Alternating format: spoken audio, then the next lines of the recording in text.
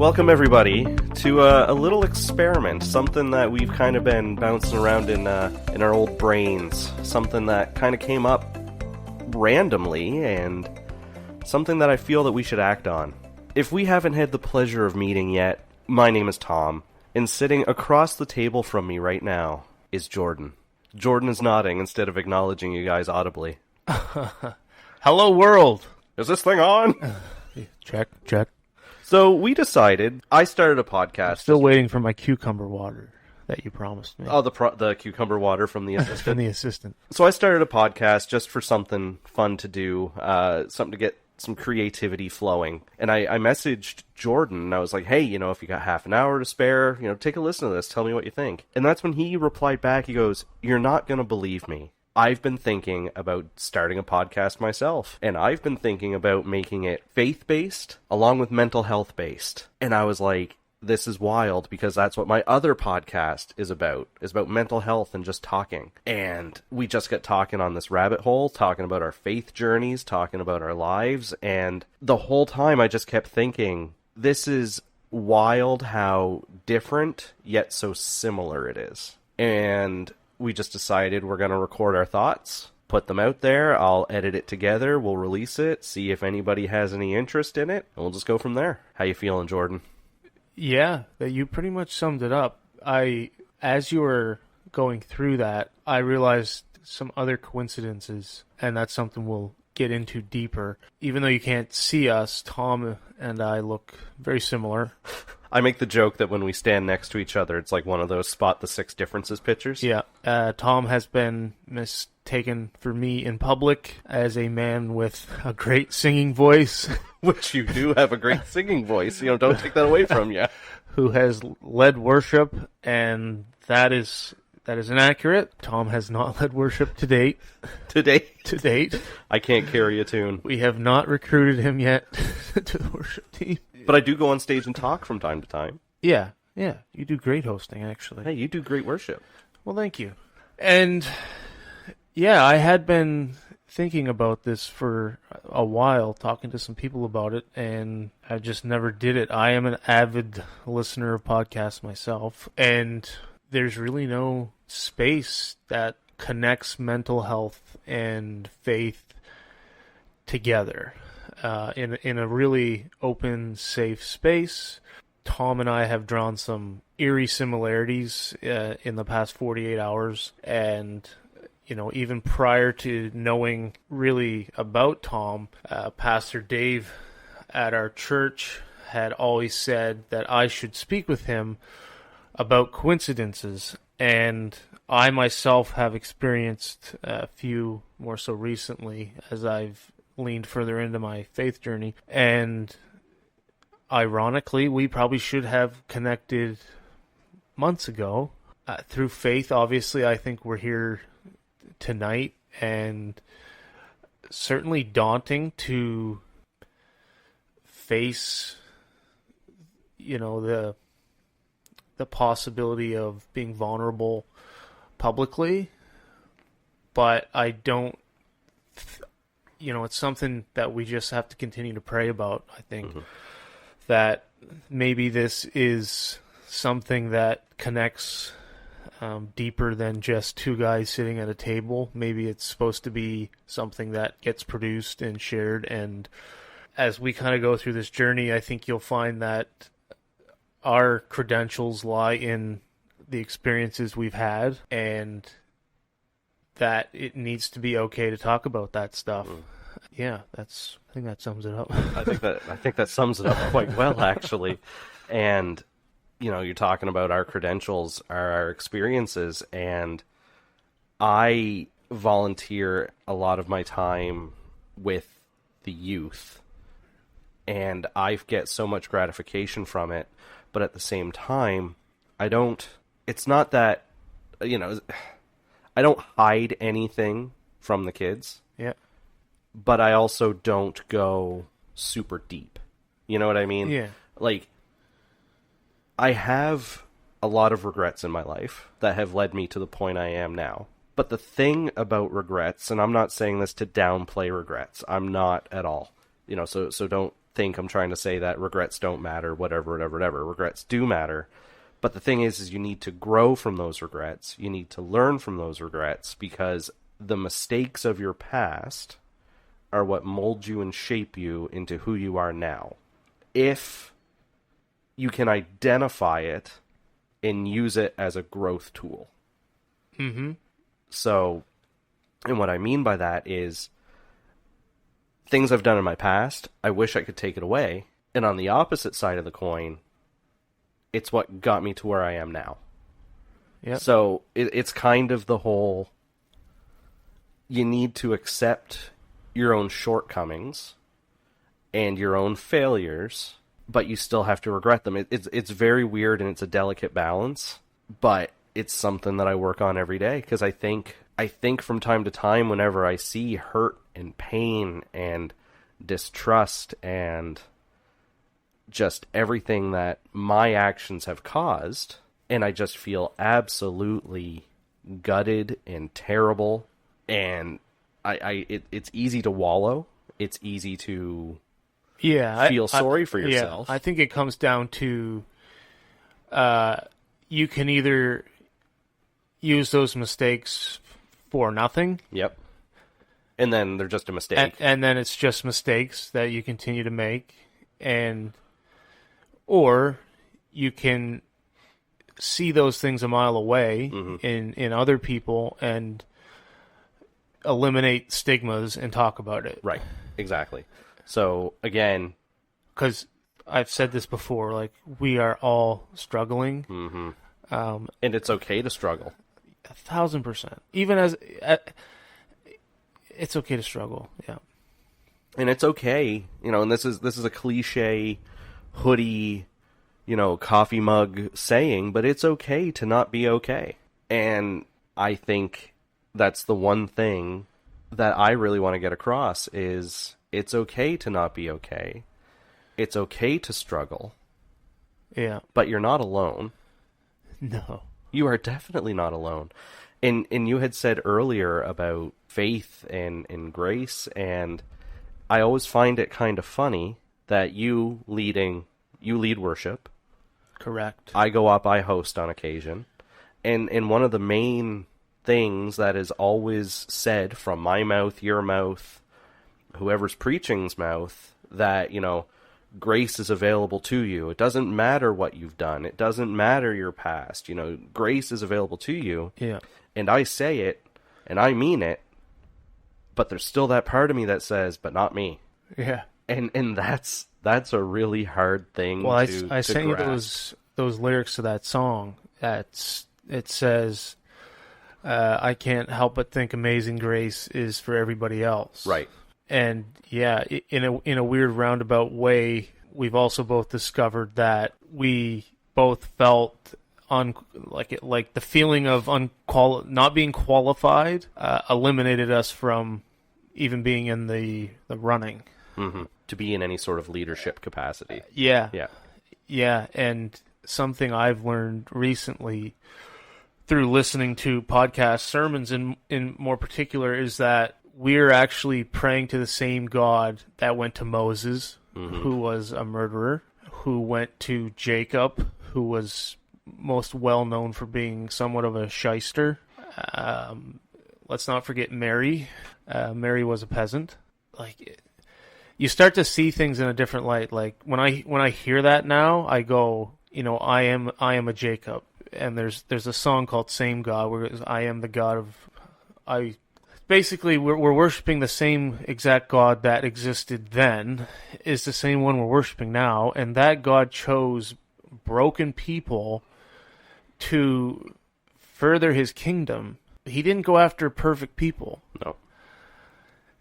And one of the sermons I had heard early on when I was kind of returning to Christianity was that basically God loves all of us, and that there weren't any other perfect people in the church I was sitting in. And it sounds stupid now, but like that can become what you think when you go to different churches. Yeah. That it's I think it's crazy. Everybody has it together on Sunday, And you hear the stories, after yelling at the kids for 2 hours and to get them in the van, and they roll into church so perfect and prim and proper, but that's so far from the reality of what's going on in everyone else's minds. Yeah. So going back to the whole about feeling eliminated for being in any sort of leadership capacity, I'm going to hover there for a few minutes. I'll tell a few stories, and then if you have some to add, you can as well.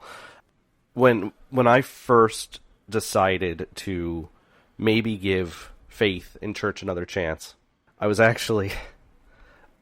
the mental health floor in the hospital, and a floor I've visited. Yes, myself multiple times. And I'm on the mental health floor. In the day that I'm checked into the hospital, this man walks into the hospital.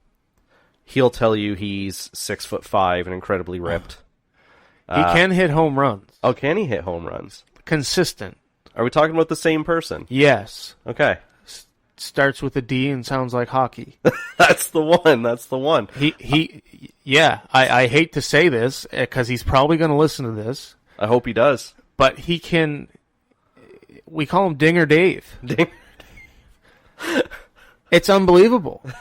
Anyway, I'm in the hospital, and he shows up. He introduces himself, and we just start talking. Not about faith, not about whatever, but the conversation did lead that way eventually. And I told him about my journey, about growing up in the church and walking away from faith. And I half jokingly say it now, but it's also not a joke at the same time. But I spent a good chunk of my late teens, all of my 20s, and my early 30s trying to prove God didn't exist. And I got pretty proficient at proving my points and having these conversations. So after I'm in the hospital for a couple days, again, totally I'm at a low. I am having a really, really bad day. And I'm sitting in the lobby area of the mental health floor. Mental health wing. Yeah. Pretty depressing area. And I'm literally pacing. They not to distract from your story, but they haven't changed the writing on the lift you up quote on the board there in 3 years. Yeah. But anyway. So I'm literally pacing, and I'm like, I'm going to read a book, and I can't concentrate on a book. I'm like, I'm going to do a puzzle, and I'm like, I can't, whatever. And I sit down in one of the chairs, and I'm just thinking. And keep in mind, for the last 3 days, I've been on the mental health floor, and the nurses are like, do you want to talk? Do you want to talk about what you're feeling? And I'm like, no, absolutely not. Yeah. So I sit down in the chair. Yeah. I sit down in the chair, and I'm thinking, and I remember I literally think, I'm ready to talk. And I'm getting ready to stand up, track down a nurse, and who do you suppose walks through the doors at that exact moment? Dinger Dave. Dinger Dave. And I'm like, okay, this is epic. This is silly. So we sit down, we talk, and I remember he was relaying messages to me from my parents about how they haven't disowned me, they still love me despite the mistakes I've made, despite the circumstance in which I'm in this area.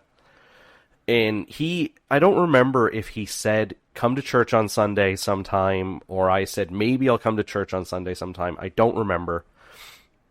And how long ago was this? This was 2019. Okay, so pretty recent. Yeah. And he goes, come to church, and I the words come out of my mouth, I don't have it figured out. And he looks at me, and he just kind of, the smile laugh, he's like, yeah. He goes, I'm going to tell you a secret. He does that when he hits home runs. Yeah. He goes, I'm going to tell you a secret. He goes, nobody has it figured out.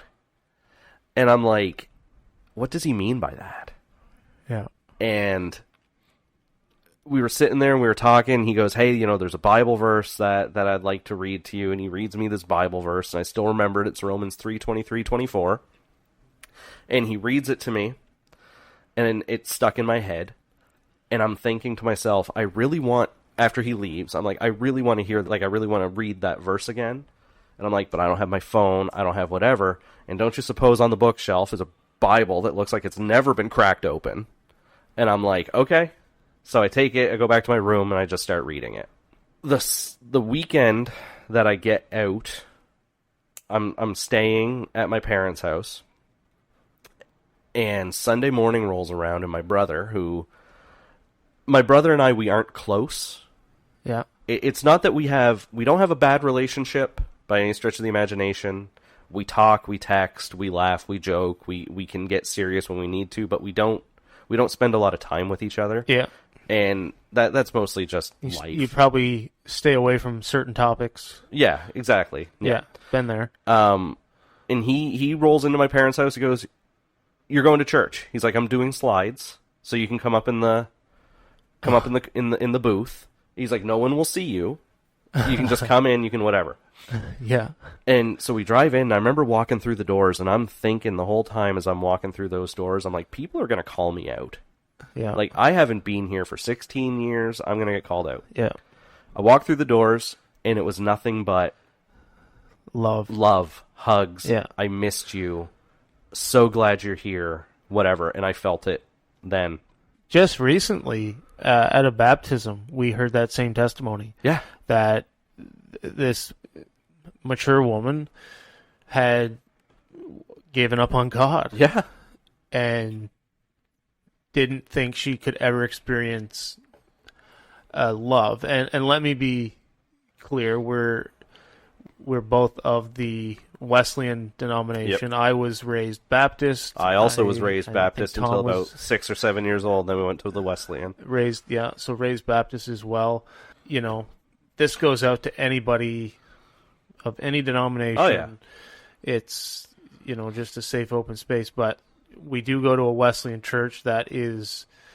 Wesleyan's not a distant cousin of the Baptist. No, it's pretty... like, there's a lot of the same... Yeah. So... it's different. It's unique. And it's also very progressive. Super. And we have 2 other campuses, one in the south end of our town, and that church has just been growing continually. One in Barrington. And then one in a more rural area that is just... And the crazy part is it's every walk of life. Mm-hmm. It doesn't matter where you come from. There's so much hope to be found in Jesus and in exploring what he actually did, who he actually is, and what it actually means to love other people. Yeah. And that's of any whatever, it's just unique. It's a great experience. It's an amazing experience. I fully experienced that myself, but only when my heart was ready to receive it. Mm-hmm. 'Cause I did go there for probably 2 years, just intermittently. And I've kind of given my testimony before, but I sat in the back for 2 years with a very cold heart. Had completely written God off, and that's one of the notes I wrote down here, was that we both kind of wrote the faith off completely. Yeah. So, which is why it's such an incredible feat that I think we're back to this point, and I can only explain it through my faith, because, I mean, I take medications. Let's eliminate that stigma, because I think a lot of people do, and there's nothing wrong with that. Nope. I thought for years that I could beat that, and it destroyed me. So let's wipe that off the table. But I sat in the back of that church for a long time with a cold heart and didn't want to receive anything, mm-hmm. and I didn't. I didn't, and the worship pastor at the time, a guy I consider to be a great friend, just kept tugging. And, one service I heard that the parable Luke 15, I talk about this a lot, so get used to it. But it's the parable where the shepherd has the 100 sheep. He loses the one. Yep. And it was the parable series that Pastor AJ preached. And it hit me then. I'll just tell the story because I think it's valuable. I'll tell you it in its entirety because I've never done this from the platform of being a worship leader. And so it started with my oldest sister dragging me to the emergency room. And she basically said, like, you need help. With me, it was my mom and my wife who drugged me, and I was. So this is another in real time coincidental discovery. Yes, it was my mom and my wife, and I was in the middle of a mental break, talking to my mom about it. Now my mom said that she thought that I was gonna knock her out. That's how. That's how out of it I was. Oh, man. And I remember parts of the day. I don't remember all of the day. Yeah. But the one thing that I remember and I will never forget for the rest of my life is yelling at my child. Huh. So much so that the amount of fear I saw in his eyes that day haunts me to this day. And every time I even remotely raise my voice around him, he jumps, even to this day. Wow. And that's something that's very hard for me. Yeah. And there will be some days I'm just sitting there at work, or I'm sitting here in the living room, and I get that flash of my son, who was 3 years old at the time, just absolutely terrified of me. Yeah. Yeah. I'll get back to my, well, I guess we can call it a testimony, but there's always that, like, one thing that sticks in your brain, and it was just,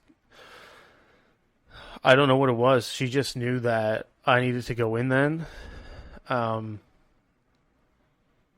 you know, this isn't like, okay, I'm waking up today and realizing I need help. This is like, I've denied this for months at this point. Like, nope, I'm okay. Just keep going.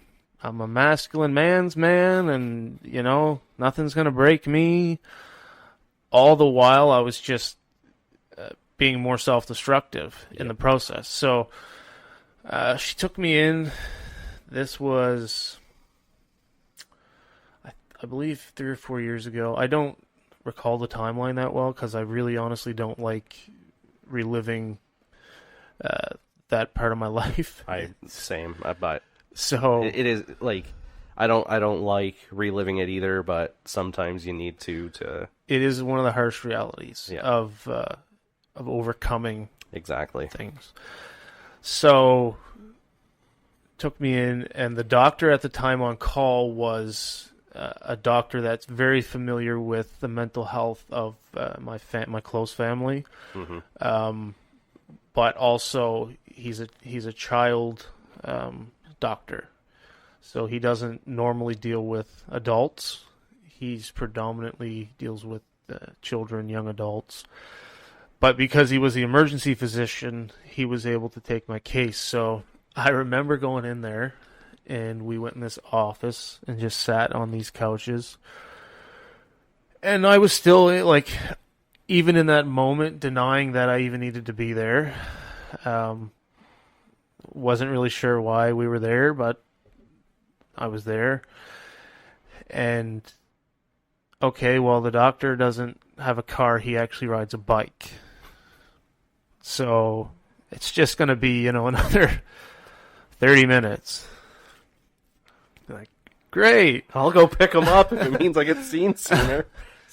Yeah. Can we send a taxi? Like, come on, dude. You're riding your bike today. And we just sat there. And the thing for me was, I couldn't articulate anything. I couldn't say because I didn't understand. Because I still thought I didn't need to be there. Right. So I just remember my sister running point on the entire situation. My wife, same thing. And still in denial throughout most of it. And unbeknownst to me, and a lot of... So I'll say I think there's mental health that's impacted people their entire lives. I'll be upfront and say I never had mental health issues until I had my 5th major concussion. So there's been brain trauma involved.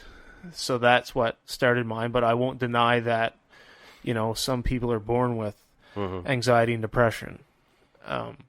That wasn't the case for me. I say that I inherited it, and as a result of brain trauma from playing hockey, football, rugby, although I never had any concussions playing rugby. It was one of the safer sports, but that's just another, like you said, another real-time coincidence that you couldn't articulate why you were there too, and someone else had to...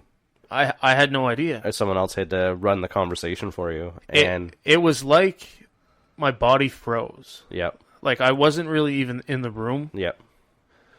I'm gonna say something. This might be edited out because it might be a bit too heavy. But I was sitting there with the doctor who was interviewing me, who was actually, I believe, an intern, because I personally knew the doctor on call at the time, and he was like, "This is too close to, like, I can't." Yeah. And I was sitting in that room still reeking of gasoline from a suicide attempt. Wow. Yeah. So. But if we don't talk about it, I don't think it helps anybody. Right. So it's real. It's part of my story. Yeah. I think through the grace of God, being authentic here in this space is going to progress any, type of help we hope to provide anybody. That's real talk. Yep. I've certainly been there in a different scenario, and I remember being in that room and not being in that room at the same time. I could not speak.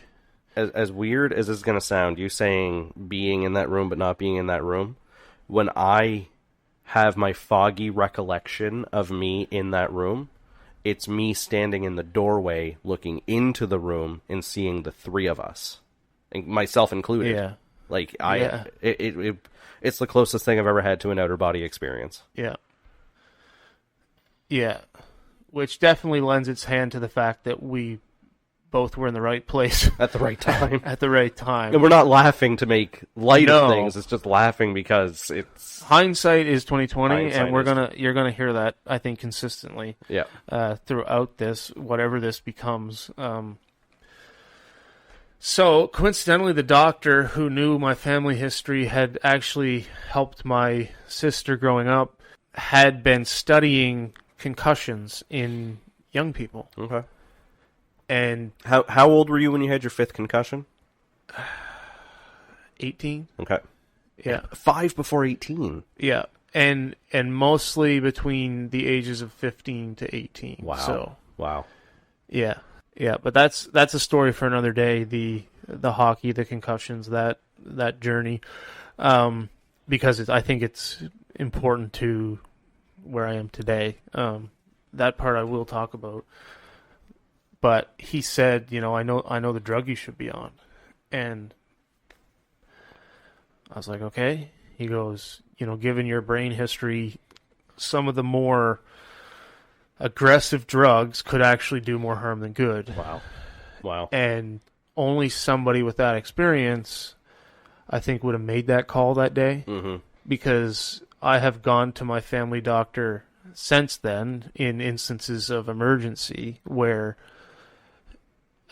and this is no fault of his, he's not a psychologist or psychiatrist, but more aggressive drugs get prescribed, they're harsher on the body, the effects, they tire you out, give you fatigue, which fatigue leads you to do less, which makes you feel more depressed. It's the cycle. Like, a lot of people talk about, not to derail your thought, but a lot of people who are on antidepressants and whatnot, they talk about, one of the side effects of a lot of antidepressants is weight gain, which makes you more depressed, which gives you more, like, a higher dosage of antidepressant, which means you're gaining more weight, right? Which means you're more depressed. Yeah.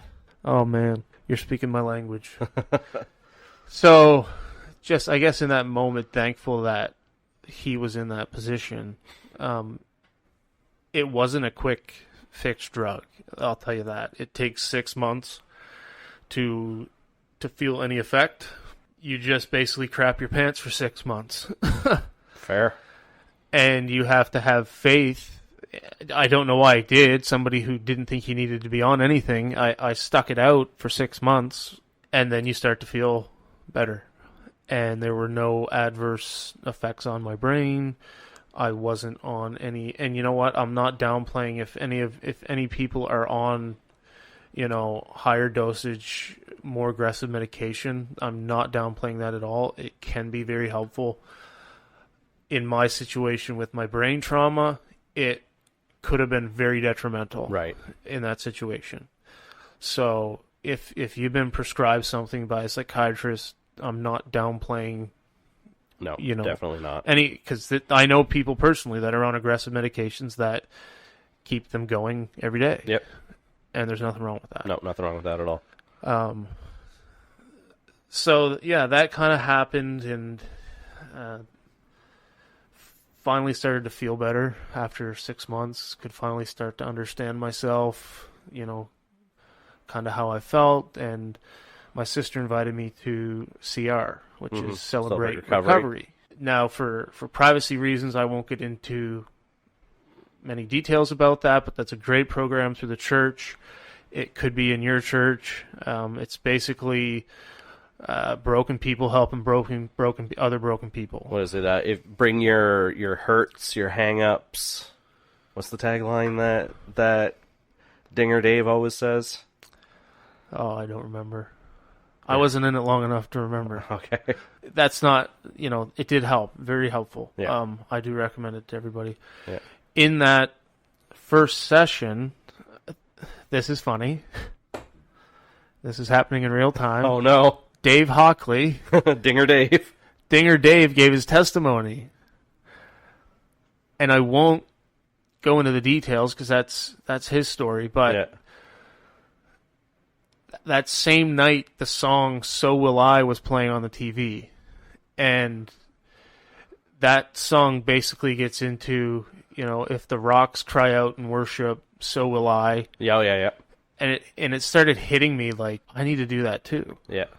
Like maybe I need to receive what God was actually putting on me, and it was like my cold heart just shattered. And then I started to want more. Mm-hmm. So the very next day, I got up. Dave can attest to this. I sent him an email. And basically, in the email said, "Hey, Dave, I don't know you from a hole in the wall, but I do want to meet with you, talk with you, and get help." And I met with Dinger Dave before he was even playing softball on our team. What year was this?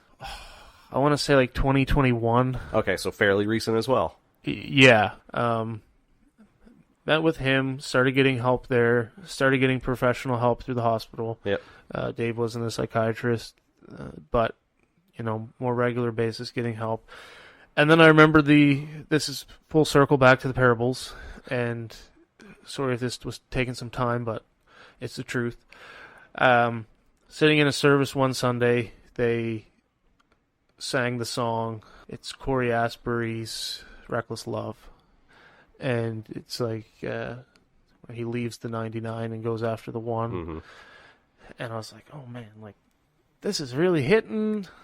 I don't want to feel like this. You know, like if that heart could just freeze again so I don't feel all happy like this. And then Pastor AJ preached on the parable, Luke 15, about how the shepherd leaves the 99 to find the one and bring him back to the flock.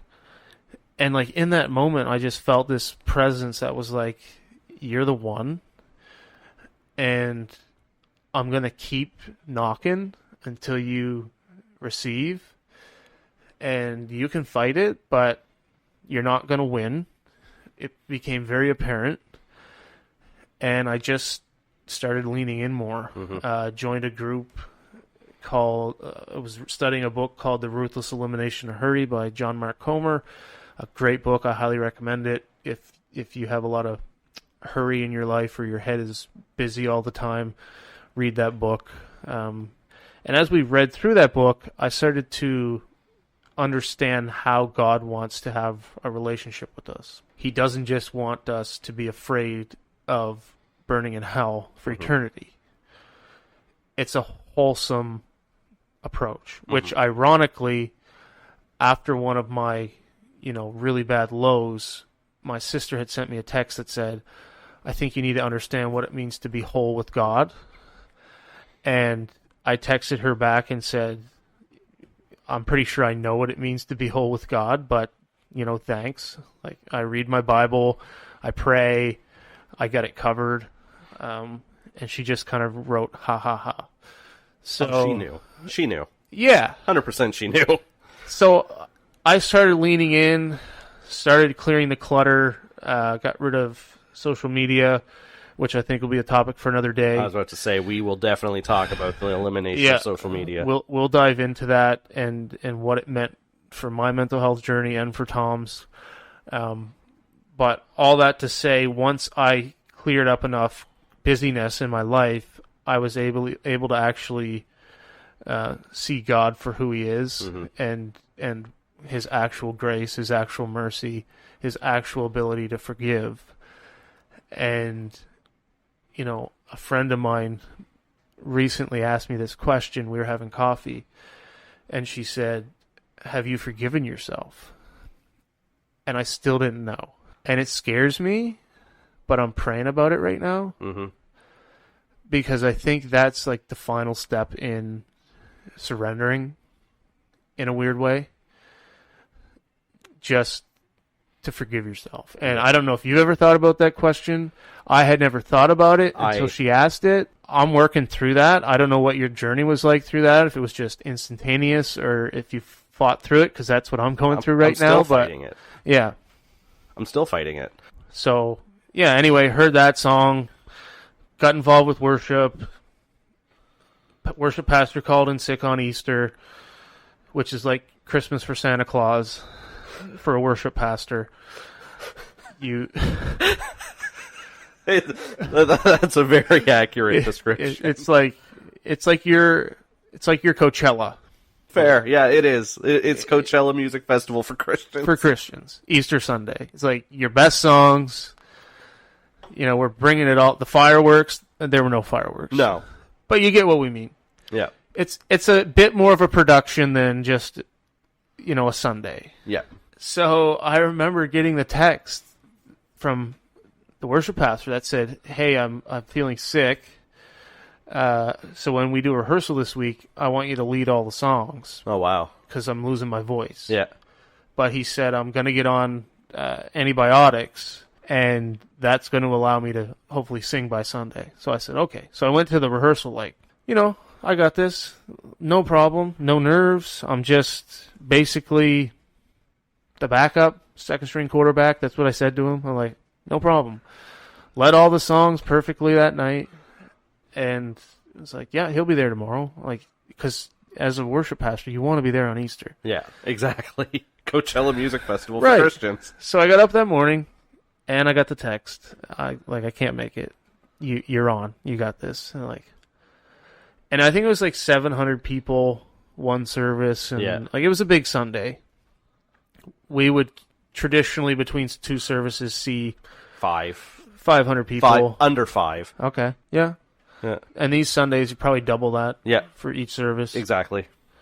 Because everybody's family's home. Basically, when I show up, the band is at the piano discussing whether or not they thought I was going to show up. Are you serious?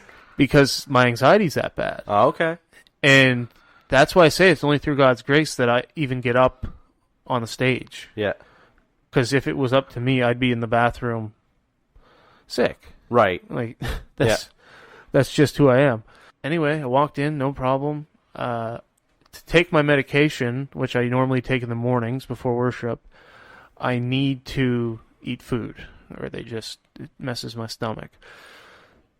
That morning, I didn't have time to get food, so I didn't have time to take my medication. Oh, no. It went off without a hitch. And in events that have followed that, I'm now in a position where I'm helping lead the worship team. Yeah. We're developing people into leaders, and hopefully sending them out into the church to develop other leaders, and all that's to say that mental health and faith can intersect. 100%. They need to intersect. They need to intersect because it's the journey that you and I are on, and we are only 2 people in a world full of millions. Yeah. Confusion. Who are confused, who, like you had said earlier, have too much hurry and busyness in their life, and mental health and faith need to intersect. Like, let's remove stigmas. Stigma's gone, out the door. Yes, I did a baseball motion. They're gone. They're gone. Tom threw stigmas. They are gone. One thing I want to circle back on. You had mentioned the moment that your cold heart shattered. And you knew the moment that your cold heart shattered. Yep. And I've never really used that terminology before. Yep. But I know the exact moment my cold heart shattered. Okay. It was October 7th, 2019. That was the day that I had mentioned that my brother drug me to church. Yeah. I was sitting up in the booth. I remember thinking, I openly mocked God at that moment. I've done that before. And I remember thinking, okay, you've got me in this building. You have my attention for 30 minutes. Impress me. You told me this story, yeah. It's a good story. Impress me. And for those 30 minutes, the name of AJ's sermon that day was called Spiritual Living in a Secular World. And and for 30 minutes, I say AJ at this moment in time, but know that for those 30 minutes, it was not AJ talking. It was God talking through AJ directly to me about my life. That's another stigma I want to talk about on another day, is encounters with God. Oh, yeah. They're real. Yeah. Yeah. I think we'll dive into that in a little bit more depth. We do hope to have some pastoral staff. Yeah, here's open. That's an open invitation to all of you. And, just dive deeper into this whole, what does the Bible say about mental health? Are there tools there for my life that can help me? Yep. And I think we're going to just walk this journey together. Yep. This first episode felt quite natural. 100%. And we're going to work on a title. So, so he preached for 30 minutes. Yeah. And it was my life. It was not only my life, it was what I was experiencing at that moment. Yep. It was what I had experienced over the last couple of years, where I don't want to say the world had failed me, because it didn't. It was my actions in the world, but it was where... Yeah, that's one thing I have to say, because this happened to me. I was kind of giving my testimony a few weeks ago at Coastal Church. Okay. And I told people not to feel bad. Yeah. Because it was self-inflicted. 100%. It was 100%. And he talked about ways to love each other, and he was talking about love tanks and love languages and everything else, and I'm like, oh man, like, this is the stuff that my wife had been telling me for years. But it took me being on the mental health floor and God speaking to me directly to actually listen. And isn't it like somebody like pulled you in a classroom by your ear, sat you down in a chair, and they're standing right in front of you at the whiteboard going, look at this. Look, right here. And you can't miss it. Yep. Yeah. Yeah. Same experience. So I remember after the sermon was done, they were singing the last song. And I couldn't even tell you what song it was because I was crying too hard. And I mean, my shirt was soaked. Like, I couldn't breathe. I was just crying so hard. And after it was done, I remember I looked at my brother and I said, I got to talk to him. I got to go down and I got to talk to that guy. So I went down. Keep in mind, I had met AJ a couple times throughout the years, strictly from my parents who... Yeah, and I had known AJ. He married my sister. Right, he married my brother. Yeah. And he was always super pleasant, would always say hi to me whenever he saw me in public, whatever. And I went up to him, and I could only imagine what I looked like. Because like I said, I had been bawling my face off. And I remember... the words I tried to say, whether I was able to formulate these words or just came out as... but the words I tried to say to him that day were, if you leave today wondering if you touched somebody, just know it's me. Wow. That's what I tried to say to him, whether I articulated that or not. Yeah. And without thinking, I hugged him. And... AJ always says, if you want a hug, go find Dave. Yeah. And he reciprocated, probably out of pity. Not probably the first guy you'd expect to get hugged back from. Right. But it was on first appearance. It was a good embrace. Yeah. I felt safe. One would. But what makes it even weirder of a story is as I'm leaving, I feel a tap on my shoulder, and I turn around, and it's this woman, and she's crying too. And her words to me were, I have been praying all week that you would be here. And it was my nurse on the mental health floor. And I'm like, come on. I got nothing to say to that. So I left, went back home. Speechless. My brother drove me home. He drove me to his house, and I walked back home to my parents' house, which is about a half an hour walk. And on my walk, the whole time I'm thinking, I got to, like, I can't ignore these coincidences anymore. Because we've talked about coincidences, and I'm sure we'll get deeper into that someday. Yeah. I'm like, I can't ignore these coincidences anymore. So I called up my friend Mike, who happened to be the pastor of the Salvation Army at that moment in time. Yeah. And I'm talking to him, and I'm like, you're not going to believe what happened. I've had many of those calls in the last 6 months. So I'm talking to my buddy Mike, and I'm like, this is what's going on, this is what's happening, this is where I've been for the last week, that this is what got me there, full transparency, here's whatever. And he laughed. Because we're talking about a guy who, he tried to get me to come out to, like, men's groups. He tried to get me to do all that because he knew my story of growing up in the church, being turned off from it. Yep. He's like, you can come. He's like, you can talk about all that. I never did. So he just laughs. And we go silent for about 5 seconds. And I said, I'm ready to accept him. And as I'm walking home from my brother's house, we did, like, a sinner's prayer together. Yep. And I remember after we were done, his words to me were, being saved isn't the finish line. Yeah. You're just starting the race. Yeah. And that I think brings up another topic that we can talk about, which is stagnant Christianity. Yep. Because I've been in that space. Yep. It's where you kind of just go through the motions. And you're kind of waiting for something to happen, but another topic we can get into is that God's actually waiting for us to lean into Him, right? To reciprocate, right? And He will do that, which I think is a great space to go.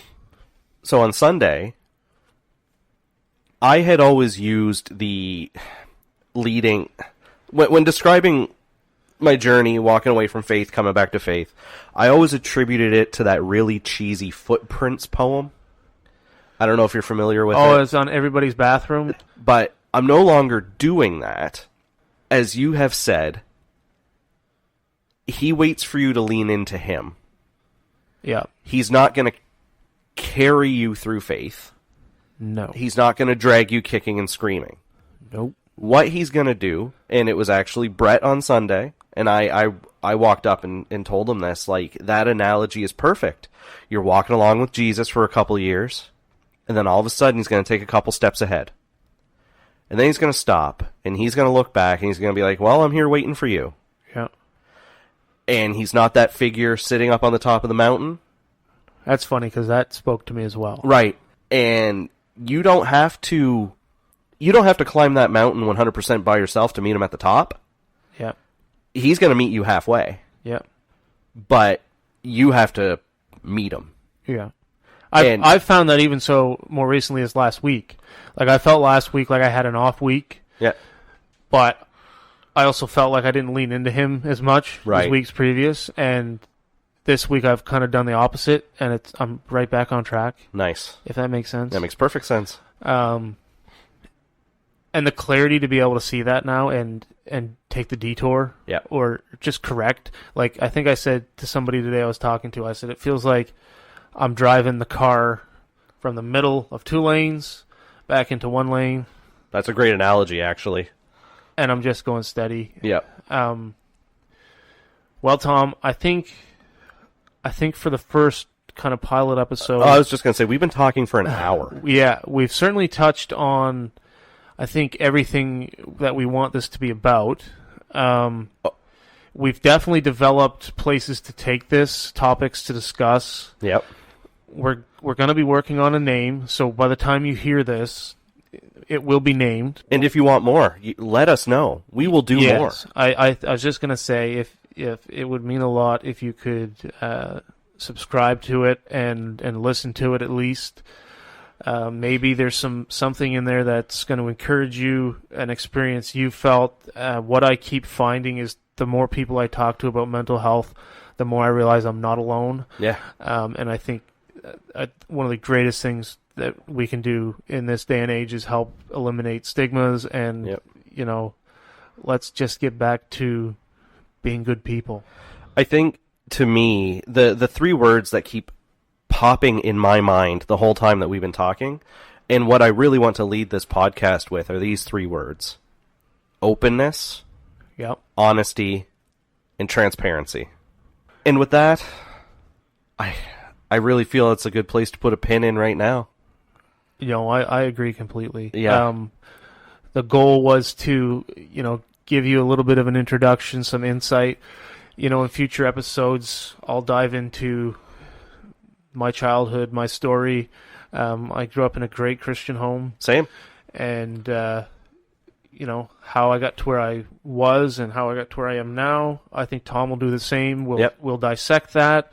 We're hoping maybe Dinger Dave will join us. I would love to have Dinger Dave. He's been saying to me for months, you need to talk to Tom. And coincidentally, once I talked to Tom, here we are. So, if there's anybody out there who you feel would enjoy listening to 2 broken people ramble, and I want to personally thank Jordan for coming out, being open with me, sharing his story with me. Well, for 10 million, I couldn't say no. And cucumber water. There's no assistant. We're sitting in the bathroom. It's the best acoustics. I thought you were going to say accoutrements. It's like, no. But with that, guys, thank you. And Jordan, thank you. Yes, God loves you. And there is brightness in that dark world. I promise you. There's brightness in that dark world. And you, yes, even you, are worthy of his grace. Amen. We'll catch you on the next one. See you, everybody. Faith 180 is an independent podcast featuring, produced, and edited by Tom Hazelton and Jordan Hamilton. Got a question, suggestion, prayer request, or story of your own faith? Email faith180 at faith180crew@gmail.com. Faith 180 is available on Spotify, Apple Podcasts, Google Podcasts, and YouTube. Don't forget to follow and turn on notifications for whenever a new episode goes live. Thank you for listening, and remember, you, yes you are worthy of God's grace.